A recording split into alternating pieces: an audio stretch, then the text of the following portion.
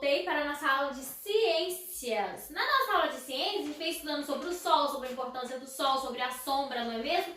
E hoje a nossa aula é basicamente sobre as sombras. O que é a sombra? Quando que é causada uma sombra? A sombra é causada quando a luz do sol ou alguma luz bate em um objeto e aí aquele objeto reflete uma sombra. Então, tem a luz bate no objeto, aquele objeto atrapalha a luz, faz com que a luz não trisque em um determinado ambiente, não chegue a um determinado ambiente. Então, quando a luz bate nesse objeto, aqui está a luz, mas eu vou colocar embaixo da luz esse objeto, o próximo à luz. Então, a hora que a luz bater nesse objeto, o objeto impede a luz e reflete a sombra deste objeto. Se for uma caneta, reflete a sombra de uma caneta. Se for uma pessoa, reflete a sombra de uma pessoa.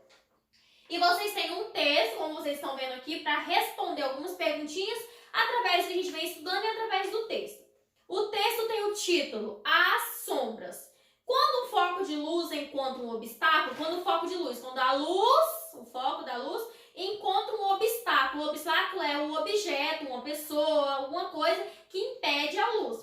Como objeto ou superfície, opaca, produz uma região na qual a luz não passa. Então, a luz bate em um objeto, uma pessoa, numa superfície, projeta uma sombra, formando uma sombra com a silhueta do objeto ou da superfície. Então, a sombra, ela é causada pela luz que bate no objeto ou na superfície, causando a sombra. Conforme o objeto, a sombra daquele objeto é só daquele objeto. As sombras não são iguais. E vocês têm umas perguntas para responder sobre sombra.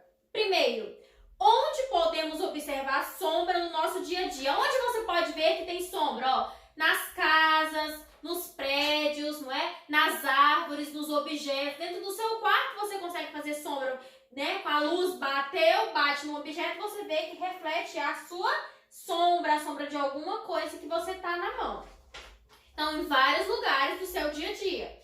2. Conseguimos identificar as cores dos objetos pela sombra? Eu tô aqui com a garrafa.